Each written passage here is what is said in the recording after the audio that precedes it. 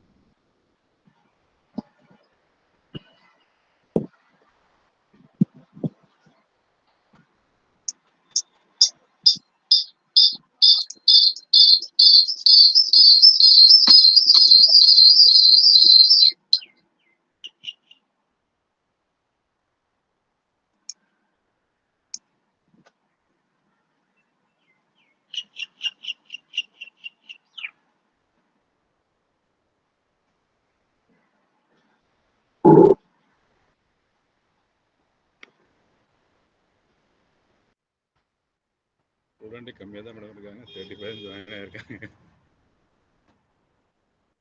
Okay madam. சரி madam.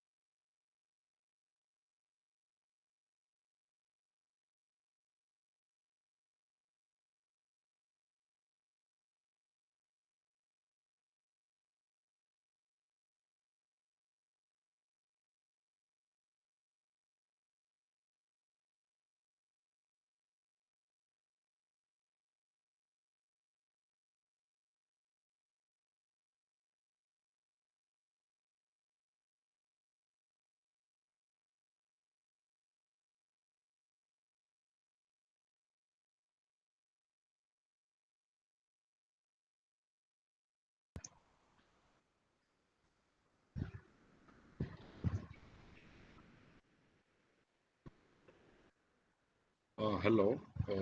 Good afternoon to one and all. Students are joining, and we'll start the section in another 5 minutes.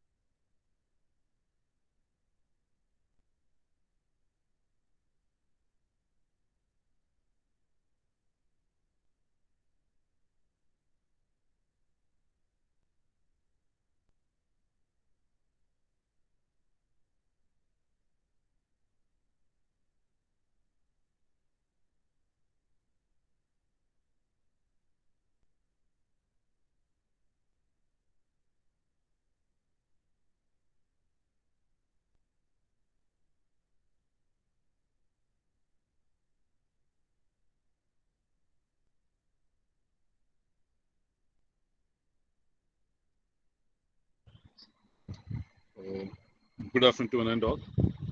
Whether I'm audible? Hello. Yes, sir. Audible, sir. Okay.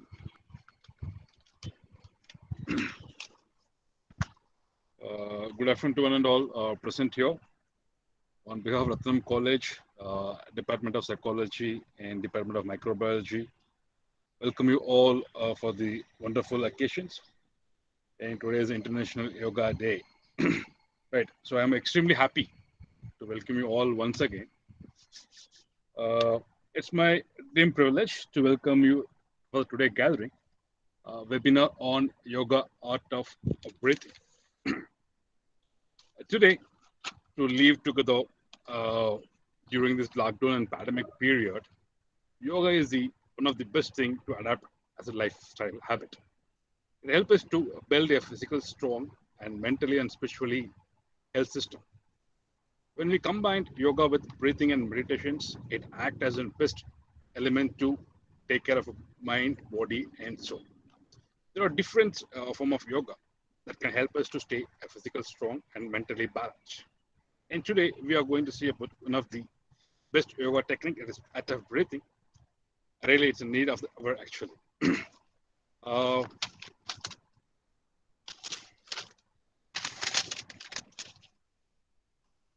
and first and foremost, I welcome our resource person for today's event, Mr. Jyoti Armugam. He's a yoga coach and psychotherapist from Chennai. And he was practicing yoga more than a decade. He's teaching yoga too. And it's my immense pleasure to have you with us. So, thank you very much for taking your time out and being here today. Welcome you, sir. And I extend my very sincere and special welcome to all the faculty members, students, research scholars from institutions and from the external institutions. I welcome you all. And I wish the event to be more successful. The participants shall raise your questions and fill the feedback once the section has been aimed. Thank you once again for everyone being here this afternoon. Thank you very much. Sir, Jyoti sir, right over to you. Yes, sir. Very good morning, and very good morning, one and all, and thanks for your nice introduction. Am I audible, sir? Yes, sir, you're audible, sir. So first and foremost, I would like to pay my gratitude for giving this opportunity to each and everyone involved in this, and I welcome all of you for this forum. So I will not be taking much time on talking about something in common, but I would like to straight away get into the topic.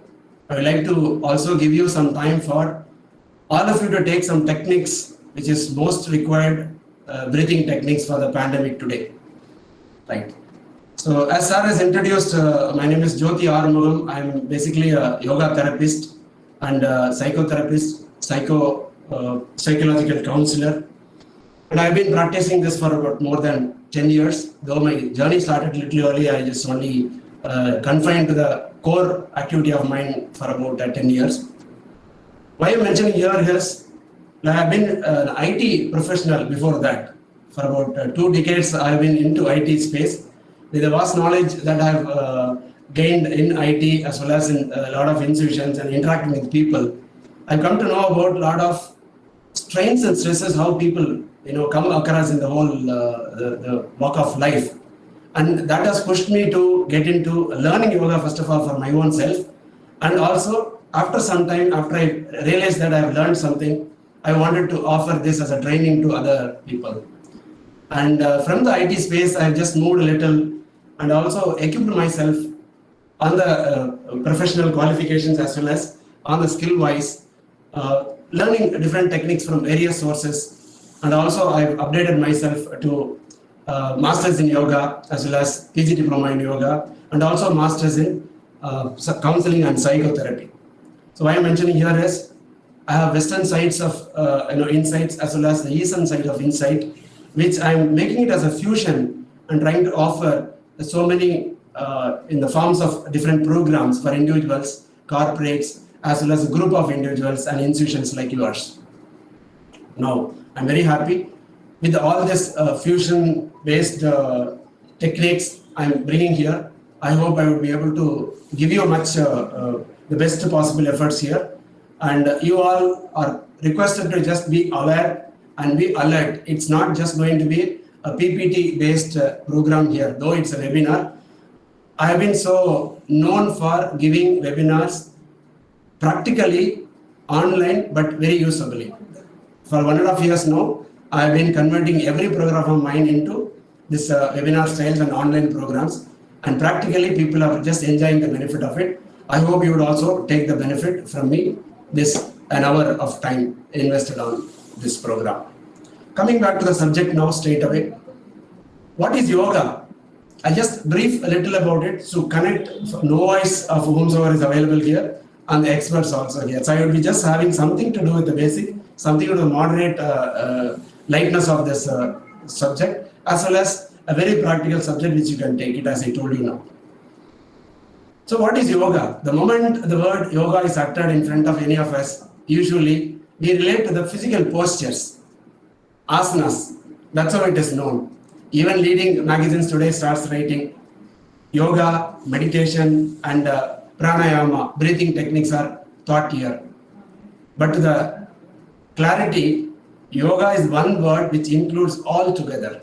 Yoga has something to do with your physical, yoga has something to do with your breathing, and also something to do with your mental activities. If that is the case, if I say yoga from now onwards, you should have a different perspective of all together, all inclusive topic only. So it's a small thing. And then let's move on to what kind of yoga styles are available in the market or being used in society. So there are styles like Karma Yoga, Jnana Yoga, Bhakti Yoga, Hatha Yoga. There are different styles of yogic techniques through which people achieve the happiness and the connection to the nature as it is. The style what we are going to now discuss in detail is called Ashtanga Yoga. Ashta means 8. There are 8 stages or 8 layers of yoga which covers all the aspects of body, mind, emotions, and soul, and everything. Now, what is that Ashtanga Yoga is all about? I'll just give you a brief detail about it. Ashta means 8. So, what are those 8 components here? Now, the first component is Yama, the second is Niyama. I'm not going in depth now. I'll give you an outline. Yama, Niyama are referred to the code of conduct for our living. For example, I'm supposed to keep my body so healthy. This is one of the code of conduct. Clean, the hygiene. The moment I get up in the morning, I used to brush before even I take food. So who taught us? These are all little, standard lives of our hygiene system. The same way, for doing in the yoga or being a yogic style of a person, you need to have some basic styles. They are all called do's and don'ts of life, and they are categorized as Yama and Niyama, the first 2 steps of Ashtanga Yoga. The third one is Asana, and that is what mostly misinterpreted as the whole yoga is all about. Asana means a physical posture. Asana does not only mean doing of some twists and turns and bends and straights and all. Any way you use your body is asana. The posture in which you are all sitting now, however you may be sitting now at your own comfort zone, still every posture that we are exhibiting now is asana. The way I am sitting here is asana. The way all of you are sitting, standing, twisting, turning, everything is called asana only, physical posture. That means this particular third layer of this Ashtanga Yoga teaches us how maximize your potential of your physical body for which it has been made. For example, the range of movements. If you don't use certain amount of range of movements of your body, after some time, when you start moving the body beyond certain level what you have been already using, you start pain. You get the experience of pain. So that means what? If I have a range of movement of my hands to certain level, I have to start using it in different postures or different methods, so that when I start using it for our real-time applications of my life, I don't get pain at all. So physical body's range, how you can utilize is one of the activity through which you gain through asana practice. What else we can achieve through asana practice? Anything that has physical involvement. For example, you have glands.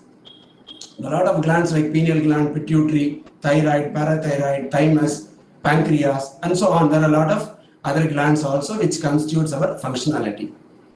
So these glands functions the way how we utilize our body, how we eat for our physical body based on the ingredients that we send in for input as input, to secrete that, to digest, to secrete the good things from that, and then send out the waste materials and all. You need a lot of combinations of our biological chemicals, and they are all secreted by our glandular system.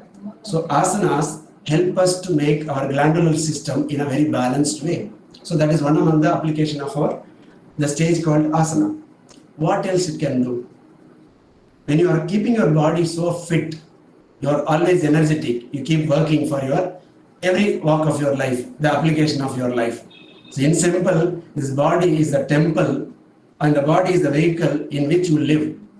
Without this body, you cannot live at all, as you all know. If you believe that there is something called a soul, a Atman, a life force that comes here in this body and starts living us.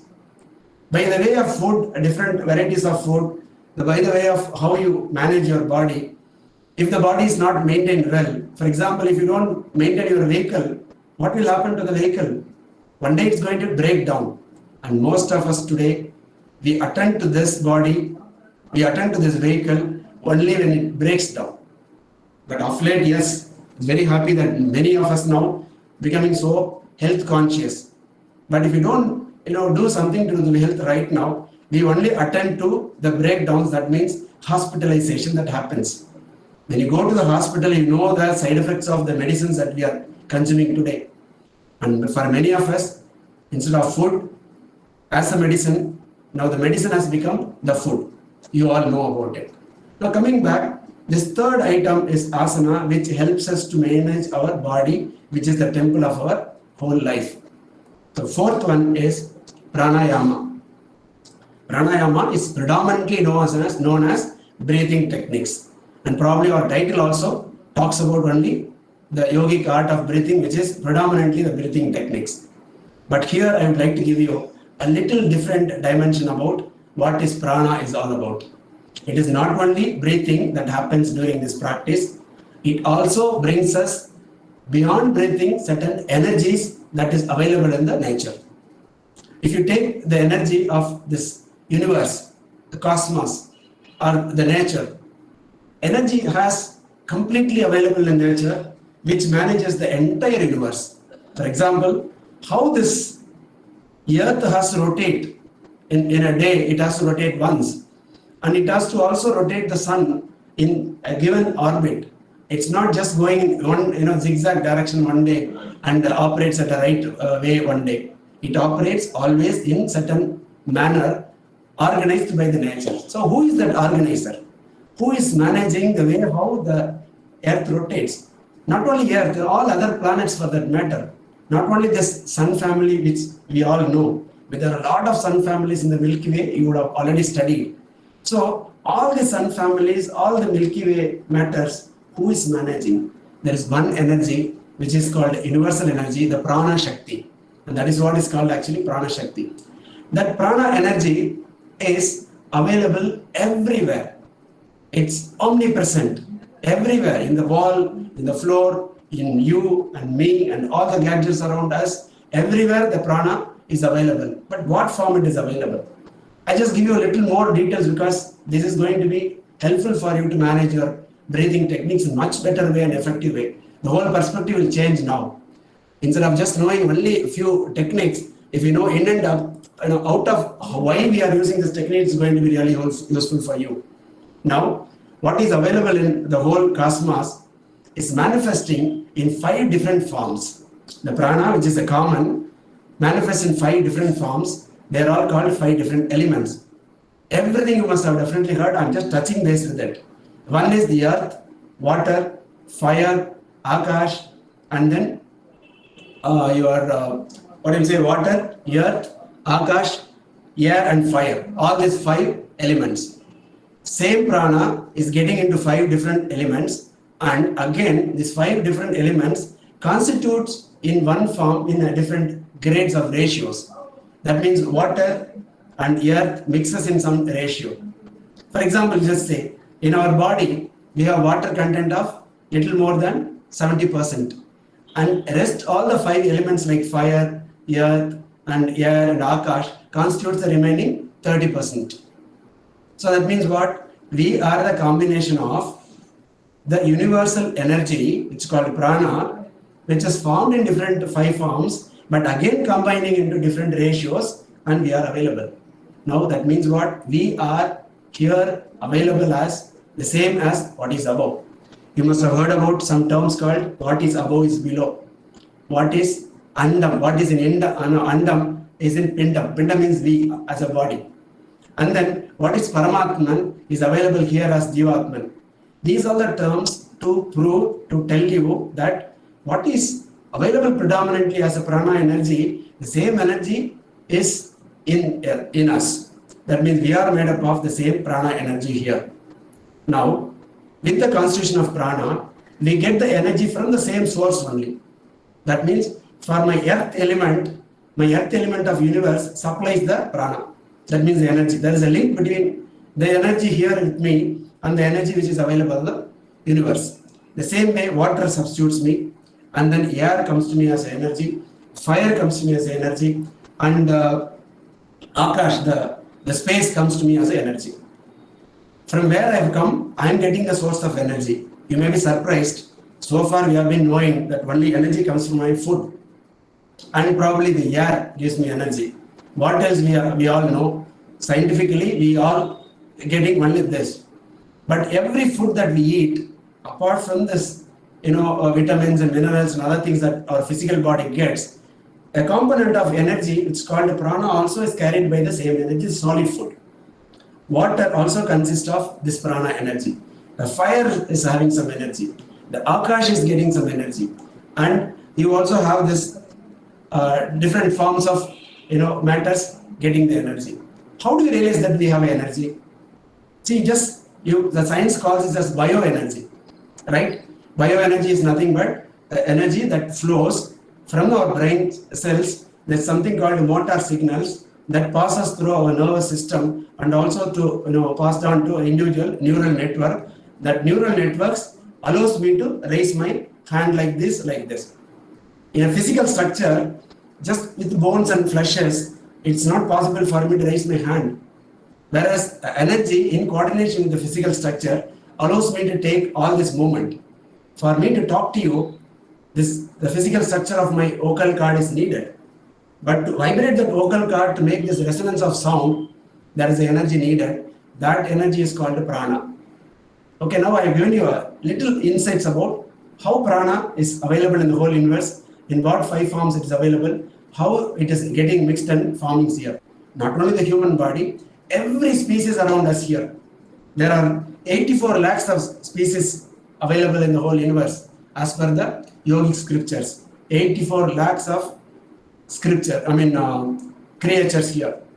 Different forms and means of existential forces. So for everything, this universe keeps supplying these 5 related elements only. Now, we are talking about this pranayama. During this pranayama practices, we get the oxygen getting inside as well as carbon dioxide going out. But along with that, there is also a force called prana, which is predominantly received by us through those practices, which through the practice we will see. Now we have seen yama, niyama, asana, pranayama. There are 4 steps we have seen. The remaining 4 steps are, the 5th one is pratyahara. What is this pratyahara is all about? We all know we have 6 senses. The 6th sense is our mind. A discriminative mind or thinking mind or processing mind or however you call it as. Mind is a 6th sense. And apart from that, there are 5 senses like touching sense, tasting, smelling, seeing and hearing. All these 5 senses are the organs and tools given to us by the nature, by the creation for us to get the help from. See, just assume if all these 5 senses are switched off by any means, can we operate? Absolutely not, because these 5 senses brings the inputs to us, and from that input only we have our mind working with the data, and then it just analyzes, discriminates what is good and bad and what is required or not required, and based on that certain emotional impacts are made. If some of you are psychology background students here or professors here, you know this is how things work. The input comes and you just receive the input from the physical activity, and the brain gets connected with the neural network. From there it is analyzing and compares with what is the data you have with your already stored data in the brain cells, memories, and then from that it discriminates whether it is needed or not, whether it is required or not, then whether I like it or not. Based on that, there is an emotion generated. So after the emotion is getting generated, then we exhibit our behavior accordingly. So in a system called cognitive behavior, there is a system, a style of methodology through which it's called cognitive behavior therapy. A behavior which is shown outside is having some form of background of a feeling or emotion, and before that there is a thought. You all know about it. I'm just only touching. So this is how the whole pattern of our mind works. First you have a stimulus, and then the thought is getting into, then thought generates some form of relevant emotions, and based on the emotion we decide how to behave ourselves outside to the world. So every way, the way how we talk here, how we manage for our movements, and every form of activity has this kind of a flow chart behind. So these flow charts are managed at the stimulus point through this sensual control called pratyahara, which is the 5th element of Ashtanga Yoga. So now you know very well, the mind and emotions are also managed by yoga. This is what is the component. The remaining 3 are purely mind related. Dharana, Dhyana and Samadhi are the last 3 steps, last 3 angas of this Ashtanga Yoga, which manages completely mind. I'm not going very deep into that, but I'll just give you a gist. What is the difference between these 3 when everything is addressing the mind? A first level of focus. You are talking about a span of attention, right? I have been talking now without PPT, but for many of you, you would have been habituated by seeing the PPT, relating the topics, and then talking. Why I'm not using that predominantly here is, I don't want to limit to certain, very close to topic, and I just want to, expand the topic wherever there is a possibility and explain to you. That is why I'm not using the PPT here. But now, the first level of focus for some amount of time, if our mind can focus, that's called dharana. If I can extend the same focus, concentration for a little more time, little more energetic way of doing it, it's called dhyana. That means the meditation. Then the last stage of this Ashtanga Yoga is called Samadhi, which is the highest form of any yogic application, yogic usage of any practice. What is the Samadhi? The extended way of concentration. But most of us would have heard about the term called Samadhi in a different perspective. Somebody who is not in this body, somebody who is dead, is just getting into burial ground. And that space where they have just settled is called a Samadhi, as we all know. Okay, even then, if a person who is dead, how they are called? If I can use the Tamil word here, Iyarkai Eidhinar, Iraivanadi Serdar. Iraivanadi Serdar means is merging with the God. Iyarkai Eidhinar means is merged with the nature. So that means what? Where he has come from, is the form of, these 5 elements made this. Again, getting back to the same 5 elements, we are merging with that. That is what is nature, merging with the nature or merging with the God. So from where we have come, we are again getting back to. That space is called Samadhi. But what is the fun in talking about a technique called Ashtanga Yoga, which talks about after death? Something like after we die, we go and getting buried and kept there. If you talk about that, what is the fun about it?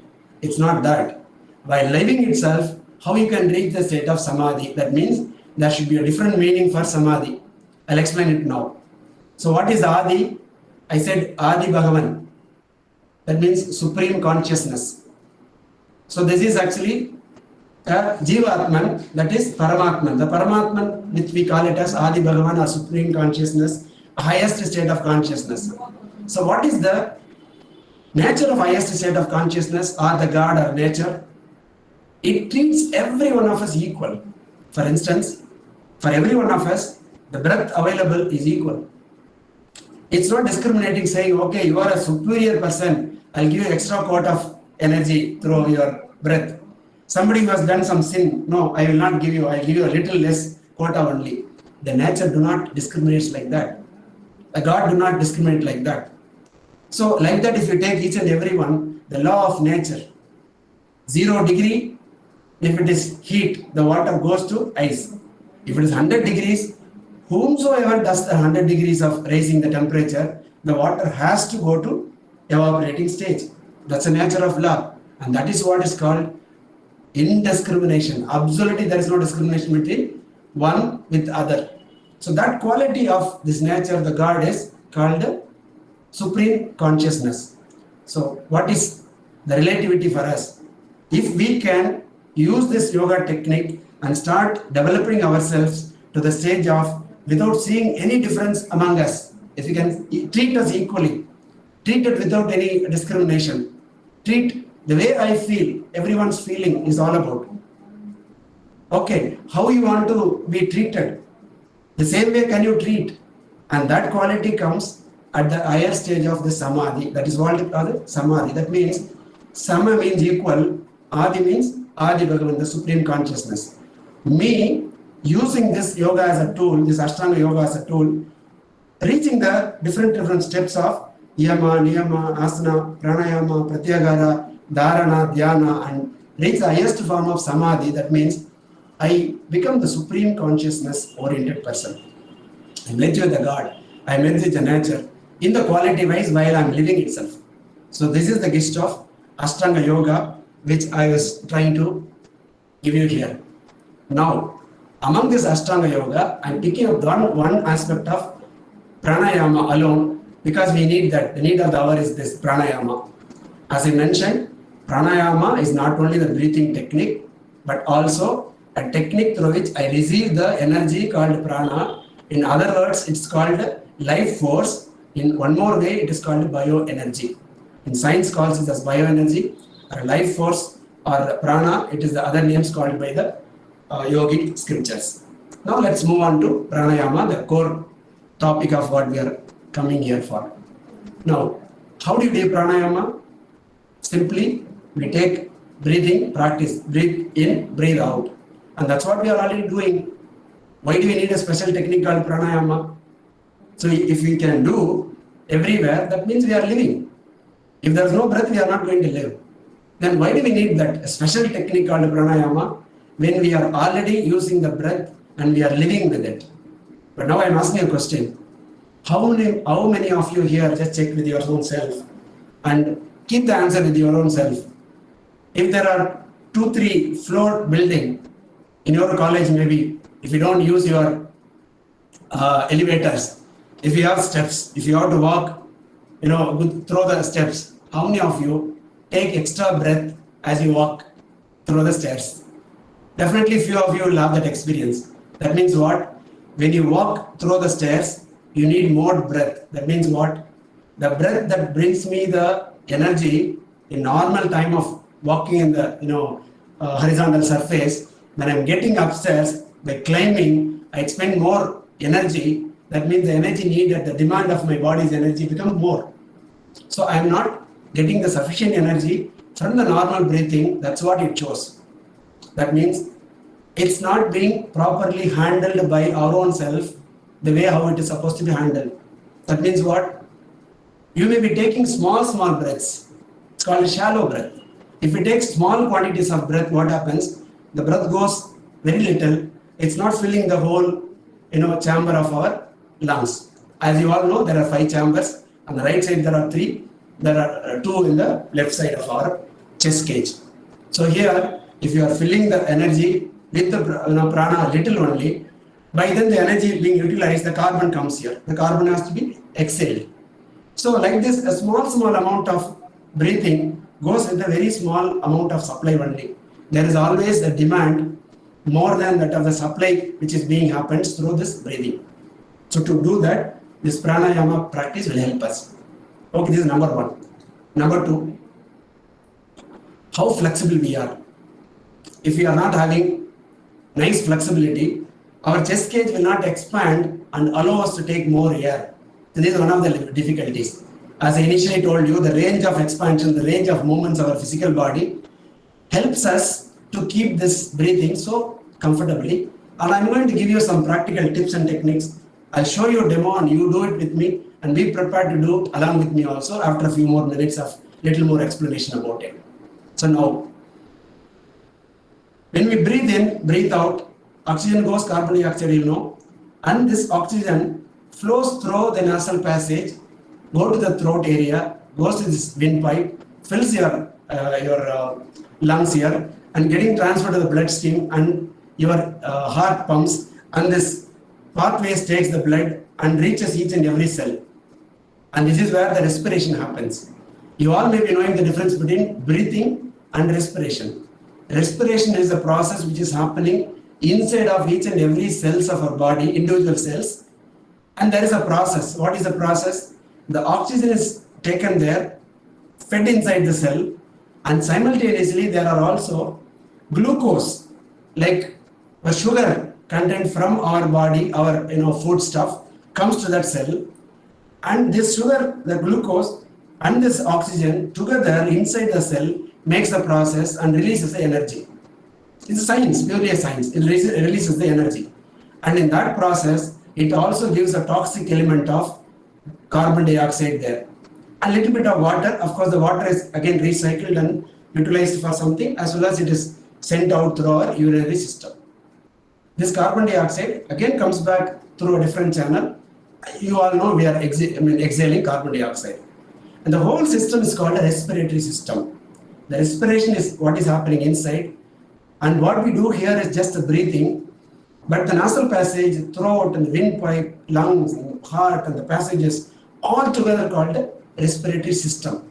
That is the components, the tools that are being utilized for the entire process of respiration.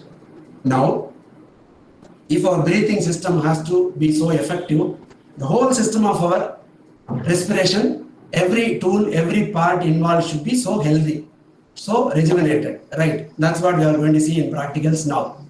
How do you do that? First and foremost, for how many of you are doing the breathing in a right way? Whether you are doing a breathing in a right way or improper way is depending upon the way I'm going to ask you to check now. All of you, please take your right hand or whatever the hand, left or right, whatever it is, just place it on your belly, just on the belly. Hereafter, it's going to be a practice, so let me show me fully with my floor.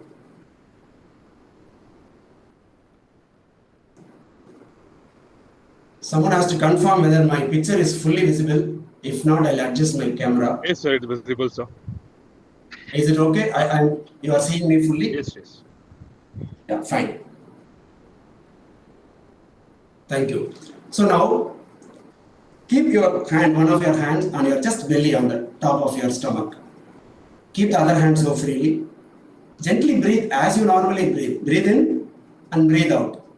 Breathe in, breathe out. The checking here is, when you are breathing in, just check whether your stomach comes out or goes in. It's a question. You have to check and keep it yourself. So how do you check? When you are breathing in, if your stomach comes out, your hand will just bulge out. If not, it will go in if it is the other way. When you are breathing in, check whether it comes out or goes in. If it is coming out, you are doing it in the right way. If it is going in, while you are breathing in, if the stomach goes in, that means you will always have very less amount of oxygen supplied to your body. Very simple for all of you, for whom while you are breathing in and the stomach goes in, you will definitely, most of you will have, when you are climbing upstairs, on the stairs, you will definitely have some breathing trouble. Or when you are running or jogging and all that, very easily you may be just taking more breath in, breath out and all that. So in case if you have such a contradictory of your breathing, just change your breathing style. Consciously when you are taking a breath in, ensure your breathing, your stomach comes out. How does that happen? When you are taking the breath in, your lungs are, the chambers of lungs are getting filled and your diaphragm just pushes down and your part of your stomach bulges out. That's all. It's very simple. If it is getting in means what? It presses this diaphragm. It's not allowing the diaphragm to come down. Thereby it is not allowing the lungs to expand very easily. So since it is not easily expandable, your amount of the quantity of oxygen is intaken is less. That's it. So now there is one technique through which you self-check yourself and nothing to worry about if it is not working fine. You can always change it consciously by doing a checking every time when you breathe in, breathe out, breathe in, breathe out. Ensure your stomach bulges out when you are breathing in, happens the other way when you are breathing out. You do a self-practice for some time, it will automatically get to the right way of breathing. This is number one, self-check. Next, let's move on to the practice. How do you make sure your nasal passage is always clean and clear? If the nasal passage is not having any block, then it's evidential you can take the flow of air very clean, very effortlessly you can take. How do you make? Now you can check. For how many of you, everything you have to check because I can't see you. Probably you check yourself and try to keep it. And if you have any doubts, we can always have clarified those doubts with a question and answers. But most of you will not have doubt because I'm just taking you, walking through step by step. If at all if you have, you can always ask me. Now, all of you just check which side of your nose is very clean in the sense having more airflow compared to other. Like this, and just blow the air and check. One of the sides will be having more airflow as compared to the other. There is no problem about it. It is very natural. What happens if there is a blocking of your nose, one of the nose? I am going to give you a technique, a very practical technique to open that block very effortlessly. So what is the technique? It's all very known techniques. Only thing is we don't use it. It's not that we do not know anything what I'm going to teach here. We don't apply that. That's all. For some of you who are just new to these techniques, please receive it and start using it. Start from today. Some of you have been using on and off. Try to use it. For some of you are experts. Okay, it's only just touch basing of the topics now. You are seeing what I am taking, whether I am taking correctly or not. You are going to just realize and check with me. That's it. Now, how to open this block? very comfortably. I'll give you very simple techniques for no voice or somebody who is having some ailments. Very easy techniques, and somebody who can be so comfortable, you can do so easily. One technique is make your body so simply twisted. How you can twist? Take your left hand, place it on the right knee like a cup, just cup it. So when doing itself, you will have a small twist. You can do it with me now. Please start doing it, because along with you will also have some practice. You will sense it. You can ask me any doubt if you have later. So now when you do this, have your body little twisted from the chest, from the whole spine, like this. And keep this other hand at the back. Wherever you can reach, just keep it at the back and try to turn and see the other hand at the back. And hold on for 10 seconds without any difficulty. And your breathing should be very normal as usual. You don't have to do anything with the breath now.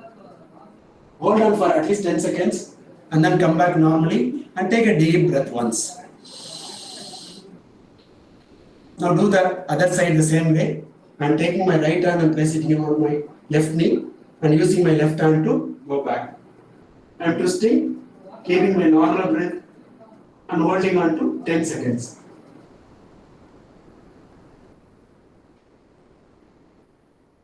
Slowly come back.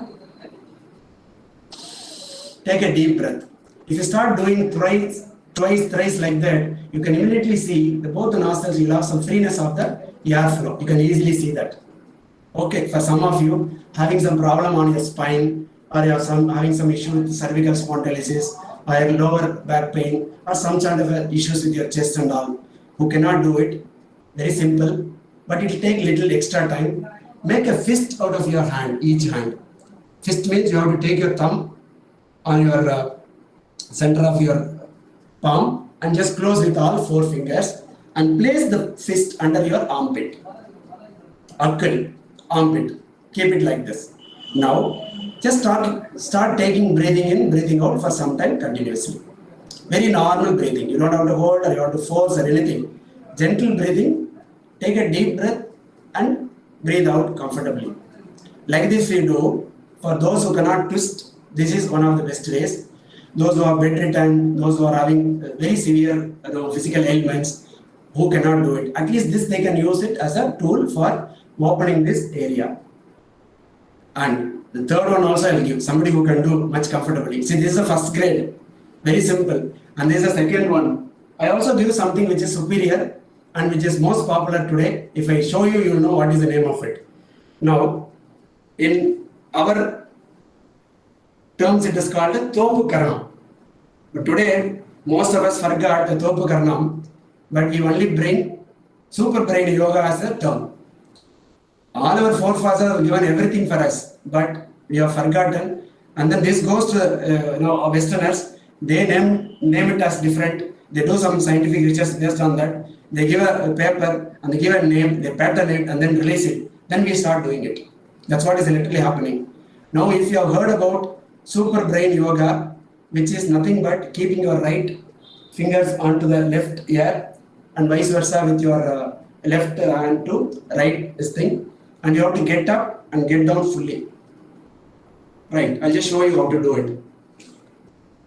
For that, what you have to do, a simple steps you have to follow. Number 1, you have to keep your legs parallel to each other. The gap between the toes and your heels between the toes should be equal, so that you are keeping the foot parallel. That means it should not be like a V-shaped position. You have to keep parallel to each other. Now, you may not be seeing it fully, but this is the top portion. So this is the top one. You can just realize, and some of you can also join me doing it. I showed you how the bottom should be. Now what you have to do, sit comfortably straight. You have to get down like this. Almost. For some of you, it might not be possible also, because that's how you have been using your body. Now you have to get up fully and get down. If some of you can switch on, if you are so comfortable, few of you can switch on your video also. So at least I can see few of you doing with me like this. See, sitting comfortably down is very, very important. And getting up is very important, fully. So if you do this for 10 times and give a small pause, take 2-3 deep breaths, and then again repeat it for another set of 10 or another set of 10 as you require, what happens? This nasal passage gets open.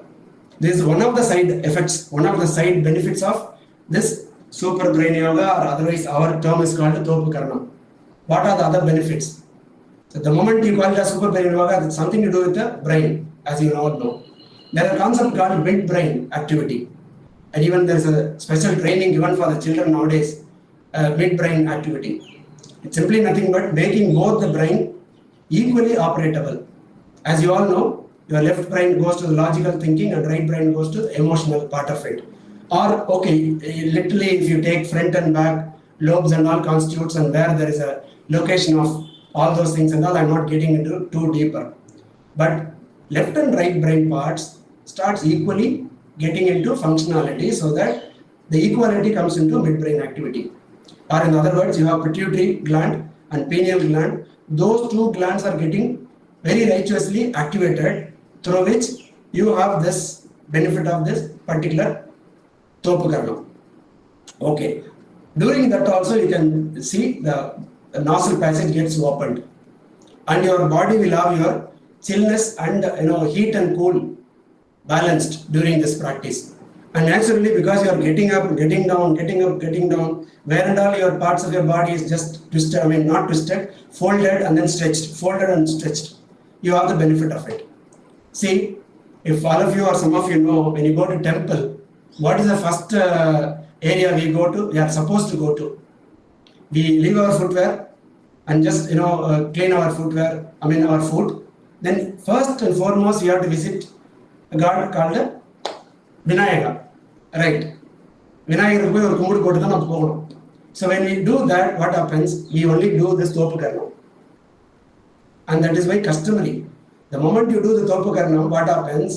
Both the brains are start working. Our breath is so normal, and you are making yourself a recipient, receivable matter.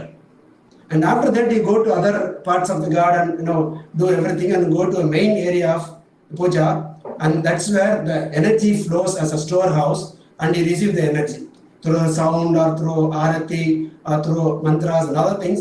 You receive energy from the specific point of your main deity space. Without that, if you go, you are not making preparation for your receptiveness. So this particular Topu Karnam not only opens the brain activities and balances your left and right sides of activities, and also helps you to be a receptive of your energy. Now let us see. Now let us confine to this area. Again, go to the process of breathing. Hope you are all following, and I'm walking through step by step only. So first we have taken this area opening. Then let us come to this area. For example, here our throat. And to take care of the throat, we have to use little bit of breathing practice itself. How we can do that? The breath that comes up or comes out has to make a little friction on your throat, and that way we have to do. To do that, just sit simply straight and keep both the palms on the respective knee area, and slightly straighten your elbows like this. So you can easily lift your shoulders up without any effort, without any pain or anything. But again, if you have some pain on your cervical, be careful. You don't have to raise. You can keep your hands as it is. And if you have any other issues like your stomach and all that, just keep it. I'm going to give you 3 varieties, at least 2 varieties of doing the practice very well, so that novice can do, a medium person can do, as well as you can also do an advanced level. Now what you have to do, to make this throat very clean, you open your mouth little and push your tongue out, something like this. So as much as possible, put the tongue out and breathe out through your mouth. A forced exhalation only. You don't have to wait for the inhalation to happen. Just breathe out completely with a little force.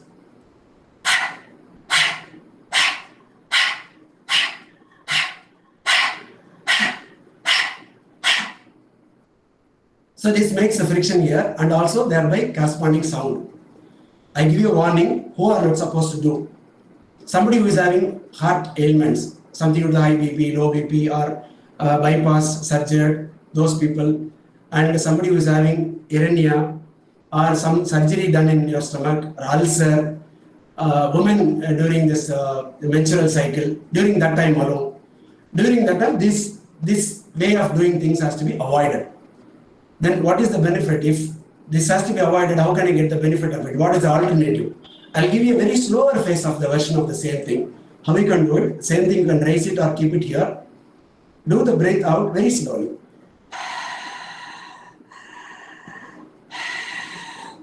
During very slow, you can also feel the breathing in. But the fast manner, you can only breathe out quickly. See now.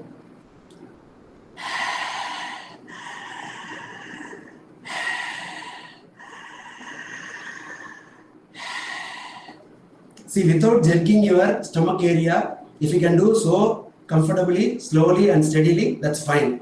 Anyone can do it. Even people having ailments also can do it, because there is no way going to make any adverse impact in your body. And those who are so comfortable, they can do very fast also like this.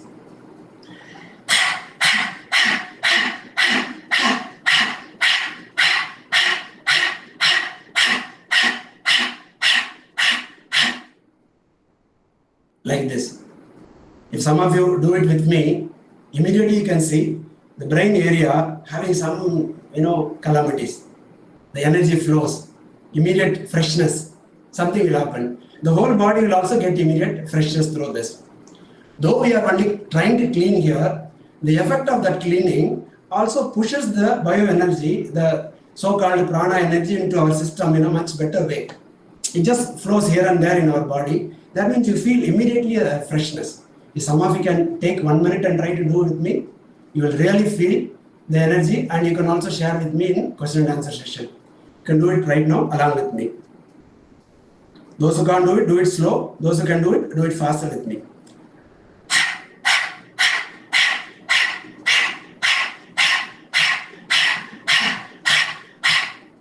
Relax. Take a deep breath.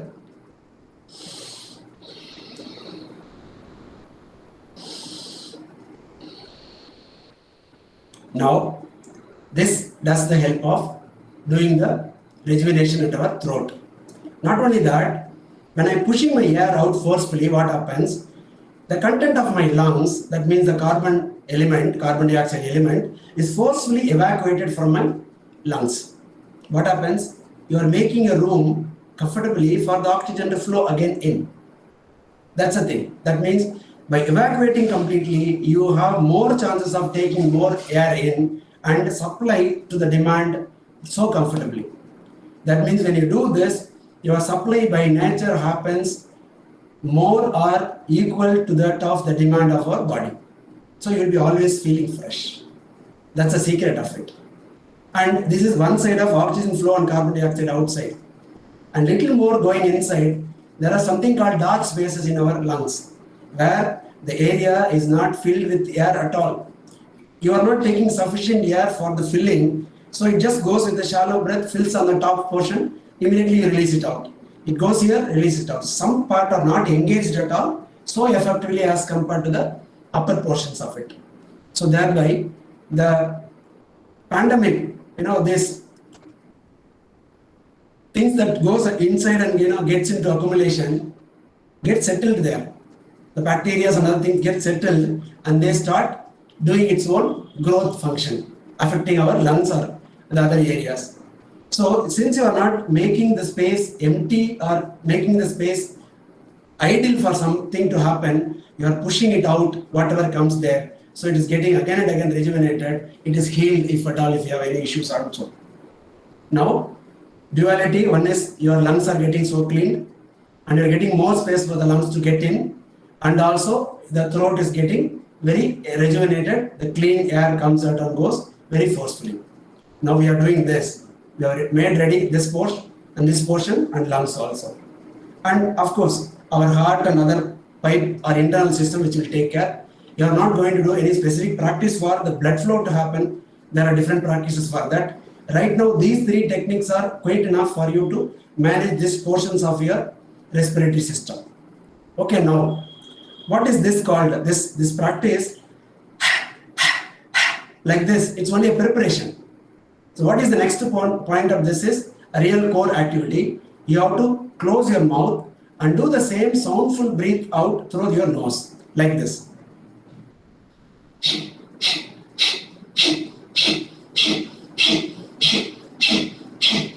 Here, I close my mouth and throwing my air out of through my nose. This is called Kapalabhati. The practice technique is called Kapalabhati. And here also the same precautions apply. If you have some ailments, you have to do very slowly like this.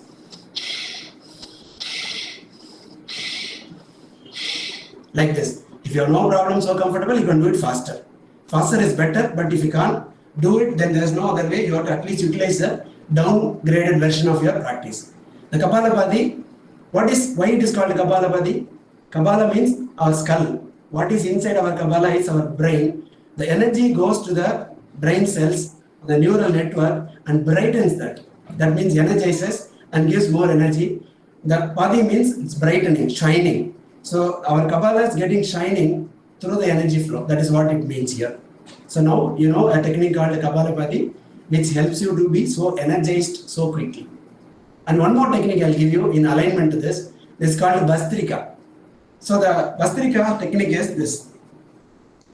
You have some movement of your hand. To show my hand, I'm just changing. So keep your hands free with all the fingers out and move your hand up.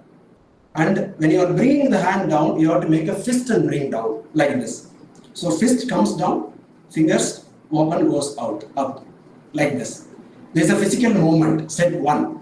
You add breathing to that, step 2. When you are taking the hand up, breathe in. When the hands are coming down, breathe out. Use moderately at a speed or higher speed based on your conditions, as I already mentioned. So now I do it slowly.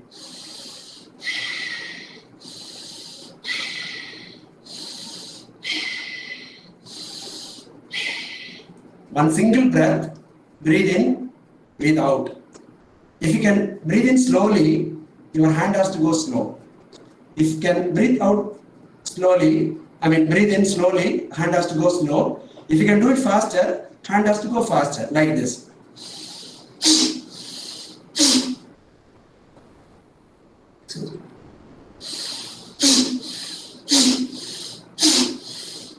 See, single breathe in, single forced breath out. Now slow.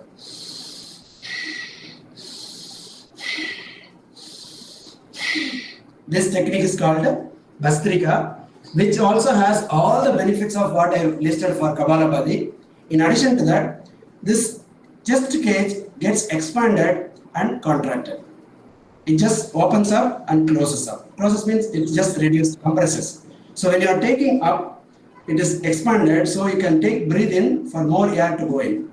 When you are compressed, you are trying to push your lung area so that the air can be easily brought out completely. And that's the benefit of it. So this is called Bhastrika.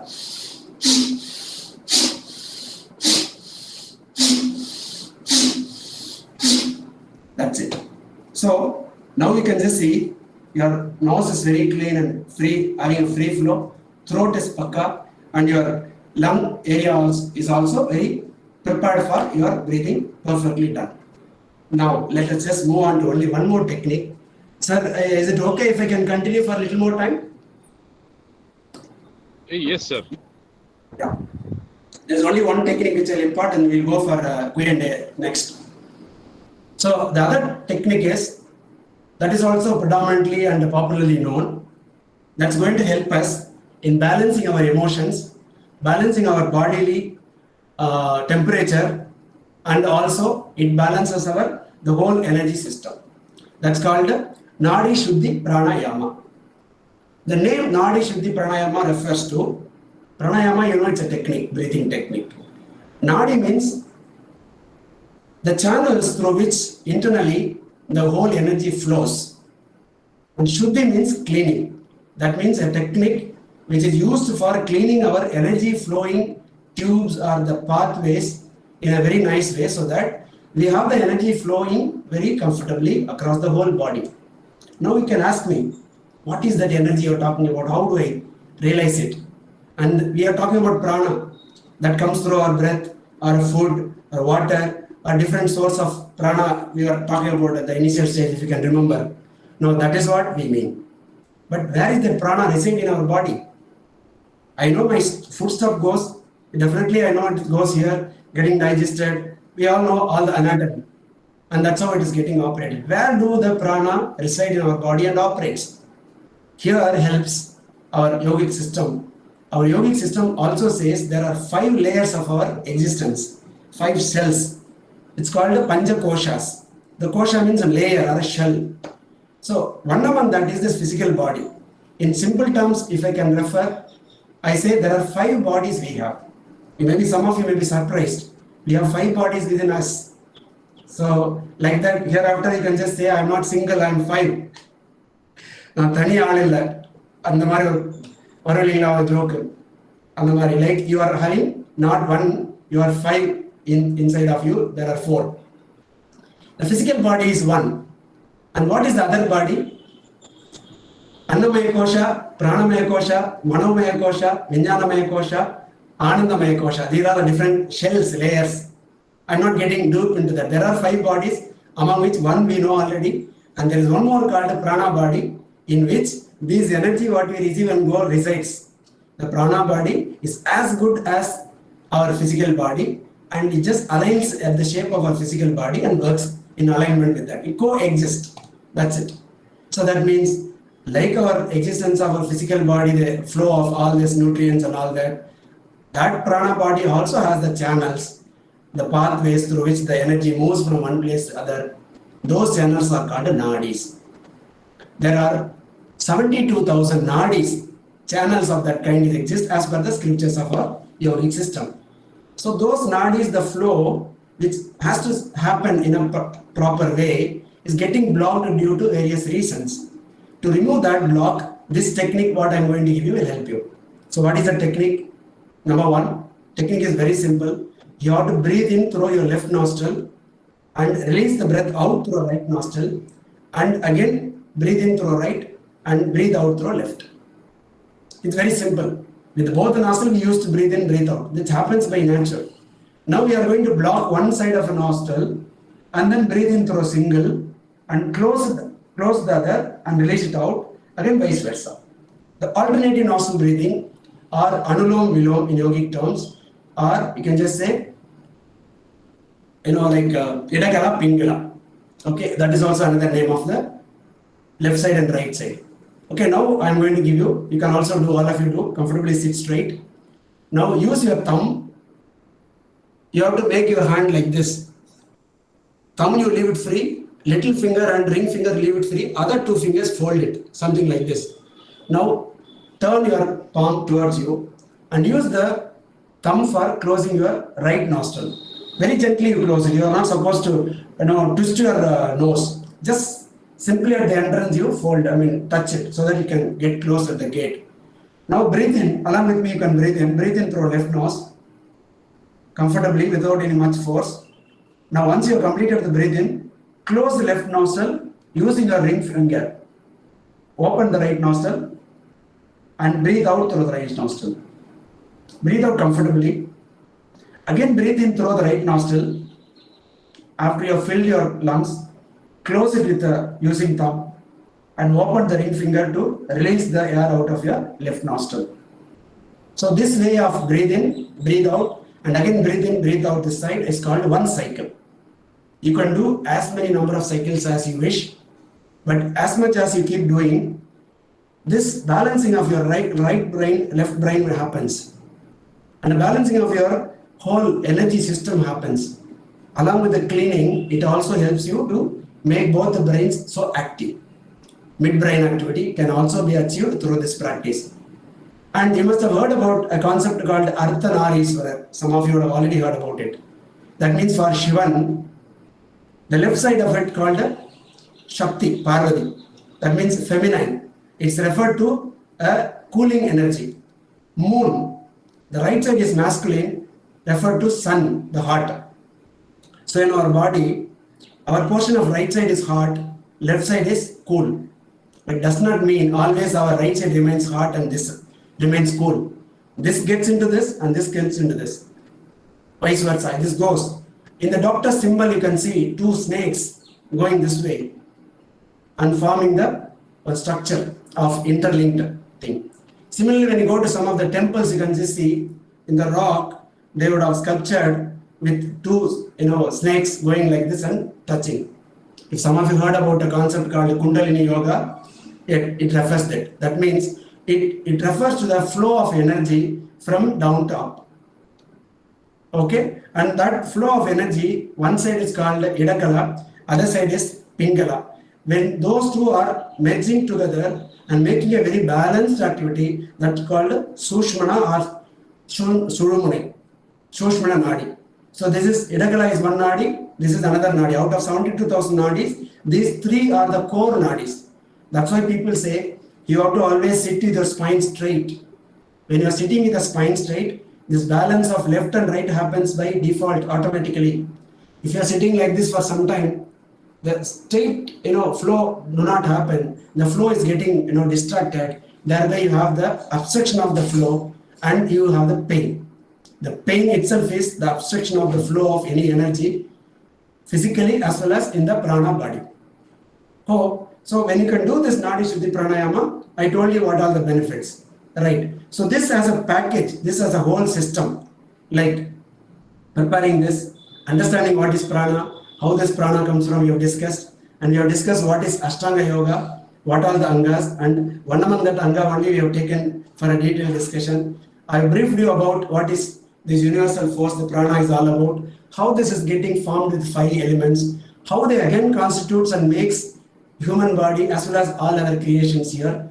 How do they get the energy through the different channels and gets filled, and that energy comes here in prana body and operates, and how to keep your nose, this nasal passage clean, and your throat clean, and your lungs perfectly working and energetic, and also the energy flows and energy activation through your brain as well as the entire body. We have seen step by step this, and definitely sure you would have understood some concepts clearly, and I'm sure you will take and do a practice at home, and please do use it and make use of these techniques for this pandemic and very crisis time of our life. And also if you have any doubts, yes, I leave the forum back to you. Please ask any questions are there, I'm ready to answer. I also show you demo if at all if you have any doubt, or explain something orally if you have any oral answerable questions. Thank you so much. Thank you, sir. It was a lovely section, actually. Even I tried a few of things over here. Even I find difficult. It's the first time I'm trying over here. It was a really nice one. And thank you very much for it. And I have like few, I don't know about few asanas for migraine headaches. What other things can be done, sir? What for that? Migraine headache. Okay, headache. See, it's a good question. It's again having a physiological concept as well as psychological concept in this. So I told you there are 2 bodies. I'll straight away get into that. One is physiological. Suppose when you have always there is some flow of blood going into zigzag way, it is not going perfectly. There are some accumulations of fat elements in the pathways of the blood going to the particular side of your brain. The pathways of the blood, if it is having more strain, then this can happen physiologically. The pumping mechanism is more required so that the pressure on that area is mounting more, you may have that problem. Or psychologically, if there are more number of thoughts keeps coming, depending upon whether the number of thoughts are relevant to your logical or emotional, that part of your side of your head will start paining. Suppose if you are more of a logical person, you having lots of thinking about logics or something to do with the logical orientation, then the neural network there, the firing is very heavy. That means the supply of energy has to be there, but the supply is insufficient. Your prana, the prana body is not supplying there, means you are having less energy as compared to the demand required. That can also have an issue. If it is okay, emotional, that part, depending upon whether it's left or right, you can decide. And this is the basic outline of the concept of why it can happen. But for that, this pranayama can help you. As I told you, internally the brain activation happens. If it is even the prana supply or even the supply of blood also, these energies can, these practices what I given you exactly fit into your ratio. Probably you may need to have some guidance. If possible, you just take some guidance wherever you are, you take a nearby guidance. Otherwise, you can also reach me, I can definitely help you out further. Based on your conditions also, you can do it. But again, these twists and turns and all gives you more free flow. And apart from that, make yourself little flexible. Flexibilities like very simple flexibilities. You know, bending forward and bending backwards like this, and bending completely forward with your hands stretched, and bending on the sides like this. You can bend as much as possible like this, and also bending something like this. I mean, it's not possible so easily for everybody, at least to some extent, like this. So that means you make more space for the oxygen to flow, and that will help you here.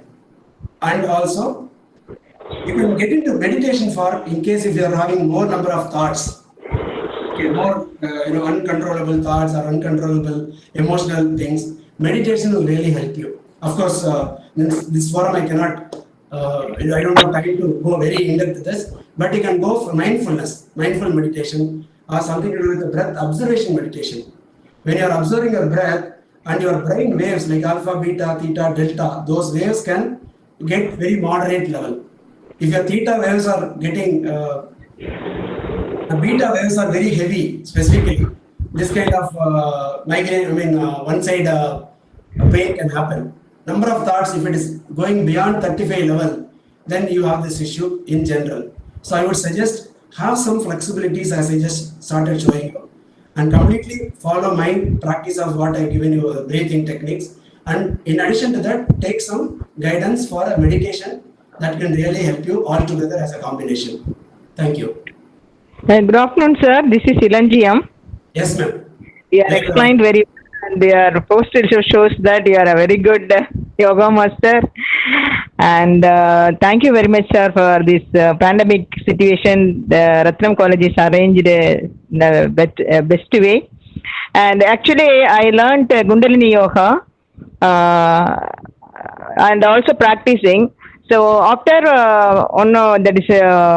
the fiber operations, and after 2 years I continue the same yoga. There is exercise and other things, but I'm not able to sit in that is Sugha Yoga, that is asana, Sukhasana. I'm not able to sit Sukhasana because my hip area, because after operation I took some rest. I'm not able to sit like you, Sukhasana. How to bring gradually that one? Okay. So now, how long? How long back you have got operated now? What is the duration of? It took after 1 year I started doing exercise.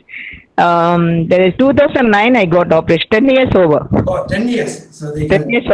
So that means you can be so comfortable. See, now you may be using a chair or sitting posture with some cushions only, right? Yes, in college also I'm sitting in Sunday also like that. Sitting postures, as you know, we all sit normally. That's why I'm sitting in the floor. Is the problem. Yeah, and here you have one step ahead, Artha Padmasana or Padmasana. There are 3 ways that anybody can sit like this. Yes, sir. Okay, now, before you start sitting, what is your problem? You are not able to sit. I am not able to keep knees like that. Fully, I am not keep the knees down. Okay. I'll give you yeah, I got your point. If that is the case, what you do, you can sit like this, one leg stretched, and don't fold this too much. Okay. Raise your one leg like this with both the hands just below. Okay. And try to push it. Okay, this is also one type of exercise. Yeah, no, horizontal. It's a preparation for you to have more flexibility. Okay, sir. So like this, see, you push this way maximum and this way maximum. Okay, And apart okay. from that, you also move vertically Oh, as much as possible. yes, sir. So when you take it vertically, you can feel that little twisting happening here.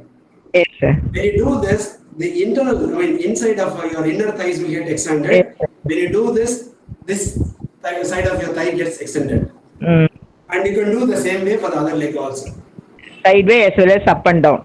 Okay, yeah, you can also do up and down. So I don't want to leave the exercise and other things that continuous doing, but I'm not able to sit perfectly. And also, you are taking food in the dining table only. College also we sitting. Right. That's also a problem. Right. Now try to sit and start taking. If not, see, in the early days, if I do remember, my grandfathers and all used to sit like this and eat. You, yes, sir. Like this. The plate will be here. You can see my pose now. Like this, they'll have one hand here. They'll usually eat like this. Okay. So you can try different varieties. See, you have no problem. One leg is comfortably, on the floor. Yes, One leg sir. is here. There's no Yes, twist, turn and all. Just sit simply like this for some time Okay, sir. and change the posture Okay. like this. Some Yes, sir. comfortable area so that you are trying to push this down. And one more way also, keep your foot here and try to push this down and up. Okay. That I'm practicing little bit. Yeah. You can do all these combinations. Okay. So since I And don't know butterfly- exactly where is your difficulty, I'm trying to give you a common phenomena. Thank you. Thank you very much, sir. Thank We you. also for our college. I'm working in Hindustan College of Arts and Science, Chennai. Oh, sure, ma'am. You can Like reach me, this. ma'am. I'll share my number in the chat now. You Oh, can also okay. take it down and then you can reach me out. We can plan. Thank you so much. Okay. Thank you. Thank you. Any other questions, please? How you yoga center? Where you are having your yoga center? Yeah, now everything is online. So Very good. I'm in Chennai only. I'm having predominantly corporate sessions and Very good. workshops. I do travel national wise and then do travel everywhere. In our college also after the pandemic, I'll arrange sir one. Definitely, ma'am. Definitely. Yeah.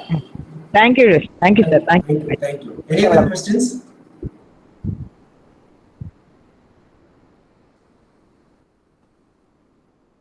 Yeah, I'll wait for the other questions.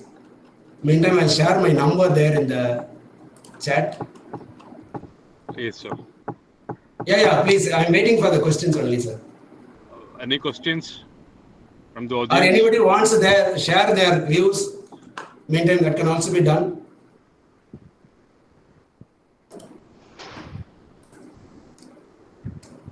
Yeah, I posted my contacts there. It's the chat box. So, which is the best time to practice the asana, sir? Morning or evening? Best is morning, sir. Best is morning, empty stomach, so freshly. And yogic scripture says you can also do thrice a day, absolutely no problem. Thrice a day, but most preferable is the morning. And you have to make sure you are having your empty stomach. That's most important. You have to empty your bowels so that movement is very easy. That's all. So when I'm bending forward, if I have some stuff inside, how it will be. If I am clean inside, how it will be. That's the only difference. That's why they say morning is the best time. And secondly, we as a human, we get preoccupied. When you go to a job or do something, our mind starts working on so many things. And you cannot really be mindful of what you're doing. In the morning, at least it is minimized. So a minimum level of occupation of our mind and body will be there. So best thing is to do in the morning. I've shared my number and contacts also. Please make a note. You can reach me anytime. Just text me. If I'm in a session, probably I'll reach you anytime I'm comfortable. So you can always reach me for any doubts or any kind of guidance or any of your program that you wanted.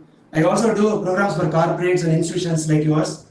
And I also conduct individual workshops. Early days I used to conduct one-day workshop. The whole day I used to make people sit and do the systematic approach of step-by-step practical steps.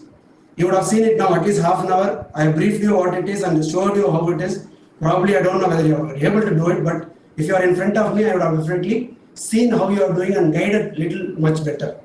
And I do the same thing now online with the live programs every day, at least about 6 hours a day. My online regular programs are going on. And I have a unique program called Shakshi Bhava Vritti, which is a meditation program, which gives you in all the forms, like it's a 5 a.m. meditation. I get up by 4:30 every day, get ready, 5 o'clock I sit on my Zoom, and people from different parts of the world like Singapore, Malaysia and UAE, predominantly these areas, and rest of the people from India, they join with me. 5 to 5:40 is the meditation, and remaining is a thought for a day, kind of a sharing is every day happening. So 1 hour of every day is being utilized for more than 13 months now, without even having 1 day break. Every day it is happening, I get you by 4:30. So if some of you want to join or some of you want to utilize this methods to some of your team and all, yes, you are most welcome. So I'll again wait for questions. Sir, what are the types of food we can take for doing yoga? So you are getting energy from food, you are getting energy from wind, you are getting energy from Akash and earth, everywhere. Yes. So how to take the days morning food, evening, afternoon, like that? How many days you have? How much of food you have to take, and what type of food you have to take? I That you can take. I got your question. See, if I tell you this is the type of food you have to take, okay, Lifestyle.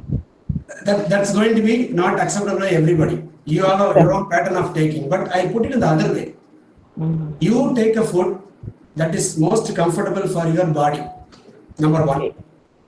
Whether you are feeding for your taste of your tongue or whether you are feeding for your comfort of your body, based on that you decide the body's suitable food. It can be vegetarian, it can be non-vegetarian, anything. Absolutely. But people say, okay, if you have to be in yogic system, you have to be purely vegetarian. I'm not saying, very strict on that. If you are having vegetarian, you have continue to take vegetarian. If you are having non-vegetarian, continue to have it. I'm not propagating. Please. I'm not propagating, you should take it. But I don't want to make you so suffering because of that. People say, when you do not take a food and you crave for the food, the craving makes more damage to you than taking the food itself. Oh. So whereas you can take the food, at least pacify your mind, oh, I have taken it, be happy with it.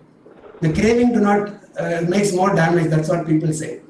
So in that case, you take whatever you want, but ensure your body takes nicely. In the morning, what you ate, if you are not having any problem, it is getting digested, you don't have any stomach ache, if you don't have any discomfort, that's the food suitable for you. Quantity, you take as much as required, which is very easily digestible for you. And time, definitely breakfast you should not skip, as you all know. Take timely food. And then the way how you are supposed to take a food is, I used to always quote this. Every webinar I used to quote this. Without this, my webinars do not end. Eat the water. Eat the water. Drink the food. Please make a note of it. This is a sutra. Drink the food, eat the water. How can you eat the water? You have to make the water stay in your, mouth for some time. Correct? How can you drink your food? You have to make the food grinded here, make it almost like a liquid and then drink. That's the secret. If you can do that, that means it will be very easily digestible and you can do it. Quantity of food and the quality of food, time of food, and the way how you take the food, that mostly matters. And secondly, connect with the food. This is most important. To receive the energy from the food, as I told you, the prana, if you do not touch with your hand, if you don't feel it, if you don't taste it properly the way you are supposed to taste, the energy it's not being utilized by you. So feel it. See, the food that our mother makes has a lot of difference in, comparing to what we take in the hotel, right? We used to say that. Amma samayal mari varuma appdinu solluvom. Why? Because Amma is not only cooking with the ingredients, she also cooks with the energy of positivity, care and concern. That care and concern is fed inside the food as a prana, and that prana is getting fed to us. That's very simple. So grind your food well, take timely, and feel the food and take. And this is what is my piece of suggestion. I wouldn't say advice. It's a suggestion from my side. Thank you, sir. Thank you. Yeah, anybody else? Or I would suggest some of you can give an opinion about what has happened, how you felt this system is all about. this session is all about. From the participant side, please. Participant, anyone of you can give your feedback regarding the section.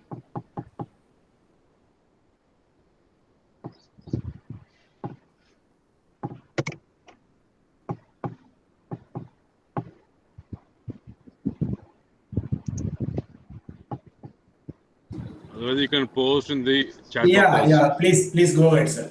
I think we can close. Yes, a few of them have posted in the chat box also, sir. Oh, fantastic.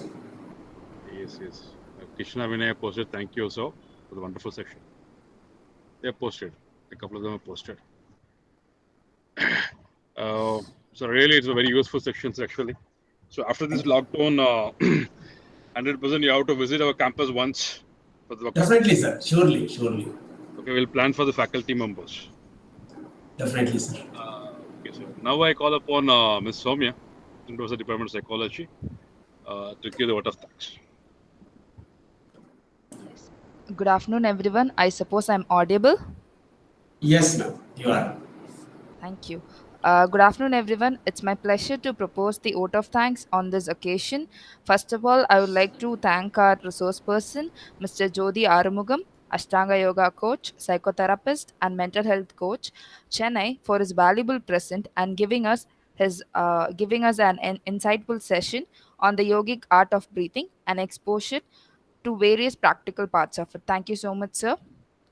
Then I would like to thank the management of Ratnam College of Arts and Science for their support, and I also like to thank Ratnam Health and Hygiene Club and the NSS for their support. Then I would like to extend my gratitude to all the department heads, my fellow colleagues, and all the students and external participants for their participation in this event. Thank you everyone for taking time to be with us to celebrate the International Yoga Day with this webinar. Have a great day. Thank you. Oh, thank you, madam. Participant. So we had posted the feedback form in the chat box. Kindly fill the feedback form for the e-certificates. Thank you. Thank you all.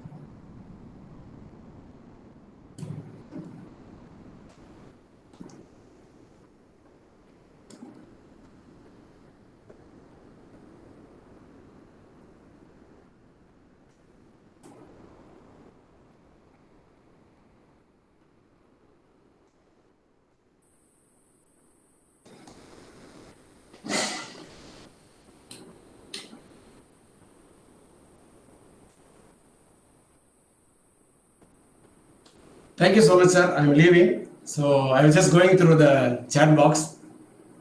I leave now, sir. Good day.